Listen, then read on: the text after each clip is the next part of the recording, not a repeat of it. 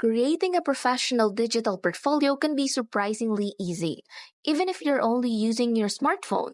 This tutorial will guide you through the process using the Canva app. Begin by opening the Canva app and choose a template that best reflects your professional style and the type of work you want to showcase. Once you have chosen one, upload your high-quality images and videos.